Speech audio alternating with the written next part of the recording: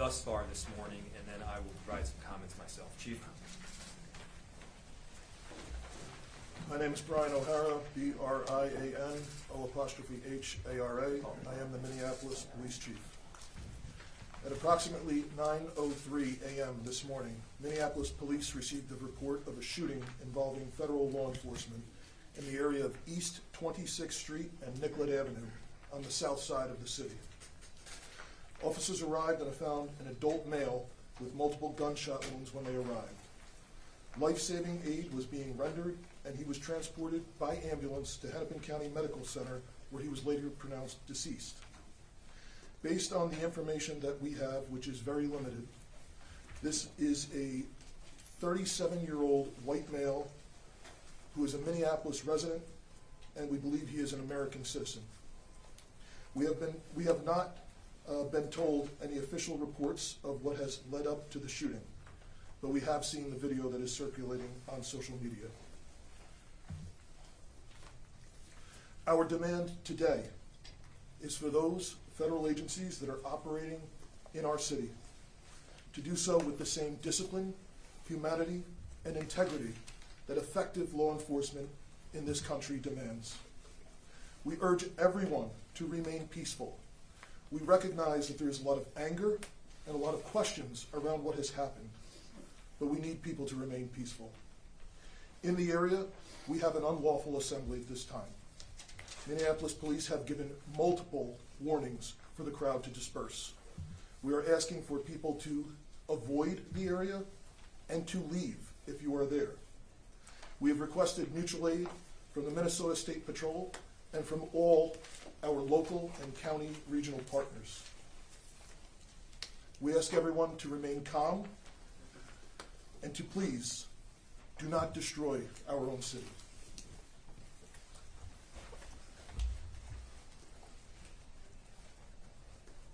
I just saw a video of more than 6 masked agents pummeling one of our constituents and shooting him to death. How many more residents, how many more Americans need to die or get badly hurt for this operation to end? How many more lives need to be lost before this administration realizes that a political and partisan narrative is not as important as American values? How many times must local and national leaders must plead with you, Donald Trump, to end this operation and recognize that this is not creating safety in our city? As you'll hear from Director Sayer in just a second, we have seen these kinds of operations in other places, in other countries, but not here in America. Not in a way where a great American city is being invaded by its own federal government. I'm done being told that our community members are responsible for the vitriol in our streets. I'm done being told that our local elected officials are solely responsible for turning down the temperature. Just yesterday, we saw 15,000 people peacefully protesting in the streets, speaking out, standing up for their neighbors. Not a single broken window, not a single injury. Those peaceful protests embody the very principles that both Minneapolis and America was founded upon. Conversely, the mass militarized force and unidentified agents who are occupying our streets, that is what weakens our country. That is what erodes trust in both law enforcement and in democracy itself. So to everyone listening, stand with Minneapolis. Stand up for America. Recognize that your children will ask you what side you were on. Your grandchildren will ask you what you did to act to prevent this from happening again. To make sure that the foundational elements of our democracy were rock solid. What did you do to protect your city? What did you do to protect your nation? This is not what America is about. This is not a partisan issue. American issue. This administration and everyone involved in this operation should be reflecting. They should be reflecting right now and asking themselves, what exactly are you accomplishing? If the goal was to achieve peace and safety, this is doing exactly the opposite. If the goal was to achieve calm and prosperity, this is doing exactly the opposite. Are you standing up for American families right now? Or are we tearing them apart? The invasion of these heavily armed masked agents roaming around on our streets of Minneapolis, emboldened with a sense of impunity, it has to end. This is not how it has to be.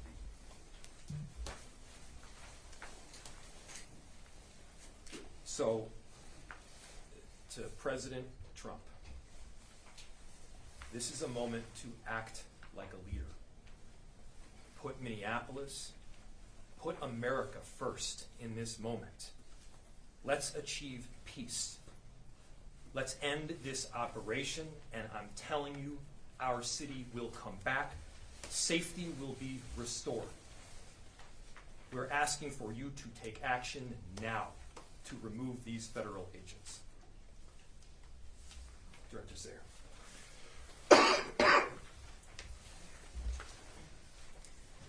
My name is Rachel Sayer, and I am the Director of the Emergency Management Department for the City of Minneapolis. I took this job to keep us safe because I live here, and this is my community. We are doing everything we can to mitigate the impacts of this terrible situation. The city's Emergency Operations Center continues to be activated, as it has throughout the surge in federal agents over the last few weeks. We are tracking impacts and coordinating the city's response to this situation, which is having profound repercussions in our community. I can't underscore enough how much Operation Metro Surge is impacting our city. Families with loved ones detained and those who are afraid to be in public lest they become targets need help accessing the most basic necessities like food, housing, and rides to school. Businesses are shuttering and our local economy is severely impacted, which means families are suffering just as we were rounding a corner in our recovery. Many of our Minneapolis residents, my neighbors, my friends, my community members, are ceasing participation in public life, afraid to even go to the doctor. In response, the city enterprise continues to utilize our entire emergency apparatus. That means staff across departments, often around the clock, are putting their regular jobs on hold in order to respond to the impacts of Metro Surge. I want everyone to know there are numerous resources available to community members right now. We have mental health help available. We have food assistance, housing and rental assistance, legal help. We are sharing information about what to do if you are exposed to tear gas, pepper spray, or other chemical agents, and the state AGs and ACLU are collecting reports of rights violations. You can access these resources on the city's virtual resource center at minneapolismn.gov/ICE. Please share this information with your neighbors. We have help and we want you to be able to access that. My background is in international humanitarian response in conflict zones in Yemen, Haiti, Syria, Iraq, and Ukraine. What I've seen here is what I've seen there.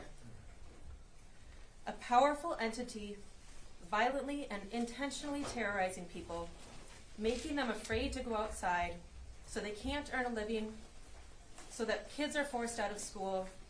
This has a lasting generational impact. People can't plan a single day of their lives because they don't know who is around the corner and if their family member or neighbor is about to be taken away. In these times, you see both the best and the worst. The worst is the terror and the feeling of helplessness. The best will continue to be our community's response. The way we are showing up for each other, that in the absolute worst of times. We're showing up for each other in the absolute worst of times. I'll turn it back to the mayor. Thank you. We'll open it to questions. We are seeing an incredible volatile situation unfolding right now around that scene. Is there any communication right now between local and federal law enforcement or cooperation, or where do those efforts stand to try to calm what's going on down there right now? I'll turn it to the chief to answer. So the question was, there is an incredibly volatile scene in South Minneapolis right now, and the extent of communication with law enforcement agencies. We have established a command post that is led by Minneapolis Police, and there are representatives from all of the regional, local, county, and state organizations. We have had communication with Homeland Security, but they have not been able to provide us any specific details around the incident itself. We are responsible for ensuring the safety of people on the streets of our city, and we are doing everything that we can to maintain the peace right now, led by Minneapolis Police, but with the help of the Minnesota State Patrol, Hennepin and Ramsey County Sheriffs. Several suburban towns are in the city helping us with 911 calls. We have done an emergency recall of all sworn personnel back to duty. And we are working with the fire department right now to ensure that 2 small fires that were started in the area are safely extinguished. But again, we need everyone to avoid the area if possible, and the people who are in the area, we understand your frustrations. This is not sustainable. But we need people to leave the area at this time. Is the National Guard involved? We have communicated with the National Guard. They have been on standby for several days. And we have ensured the National Guard, as well as all of the local law enforcement partners, are aware of the situation. Chief and Mayor, if I can ask you, this is a statement from Tricia McLaughlin, spokesperson for DHS. She said in her statement, an individual approached U.S. Border Patrol officers with a 9mm semi-automatic handgun. Seen here, they showed a picture of it. The officers attempted to disarm the suspect, but the armed suspect violently resisted. More details on the armed struggle are forthcoming. Fearing for his life and the lives and safety of fellow officers, an agent fired defensive shots. Medics on the scene immediately delivered medical aid. Is that what happened? So Minneapolis Police, the question was, you read a statement from DHS saying that a weapon was presented and there was attempts to disarm the person. Again, like I stated earlier, Minneapolis Police, as well as our supervisors, our watch commander, responded to the scene. We were not provided any public safety statement around the incident, what happened. We have since seen a video that is circulating online, like thousands of other people have at this time. So we do not know what happened prior to the recording that is online right now. I immediately called for the Minnesota Bureau of Criminal Apprehension to respond, to conduct an investigation. They are on the scene. I believe the FBI is on the scene as well. But I think the video speaks for itself. What I can tell you is we have identified this person, 37-year-old white male, resident of the city. The only interaction that we are aware of with law enforcement has been for traffic tickets, and we believe he is a lawful gun owner with a permit to carry. Chief, can you clarify, was MPD cut out of this investigation? Has the BCA been cut out like we've seen from the 2 previous shootings? The question was, has MPD been cut out of the investigation, and has the BCA been cut out? As I stated, I immediately requested the BCA to respond. It's my understanding that they are on the scene. I have not heard anything otherwise. There was initially some information was relayed to me over the radio that our officers were told that they were either not needed or could leave, and I gave a direct order to ensure that Minneapolis Police maintain the scene as well as other state and local law enforcement. Can you talk about the discrepancy? Do you know whether it was multiple officers involved in the shooting or one officer, and do you know their whereabouts? Are they in custody at all or still on the scene? So the question was is there multiple officers involved in the shooting? That is the preliminary information. That is our understanding, that it was more than one law enforcement officer involved in the discharge. And again, there is public video that shows several law enforcement officers in a scuffle with someone. Can you talk about the discrepancy? The initial reports said that the victim here was 51 years old. The information that you have, where is that from? So the question was, the initial reports said the victim was 51. The information that I have is we sent Minneapolis police officers to the hospital with the individual who was shot, and they have since identified that person. 2 more questions. Do you have a name of the individual who was shot? I do, and I'm not releasing it. Are you able to talk, have you been able to talk with top ICE and Border Patrol officials to ask them to please be in on this, or have you talked to them, or have you been rejected? The question was, have we talked with federal law enforcement to be in on this? We have had conversations with Homeland Security Investigations this morning. We are told they do not have any information to share at this time, but we will attempt to maintain those communications going forward. Do you believe that? Do you believe that? Last question. Do you believe that they have no information to share at this time? The question was, do I believe that they have no information to share at this time? I don't know if the individual that we were in contact with would or not. This is a Saturday morning, and just like it was for us, it was a scramble to do an emergency recall and to get people to the scene. All right, thank you guys. We will have more information if we get any later throughout the day.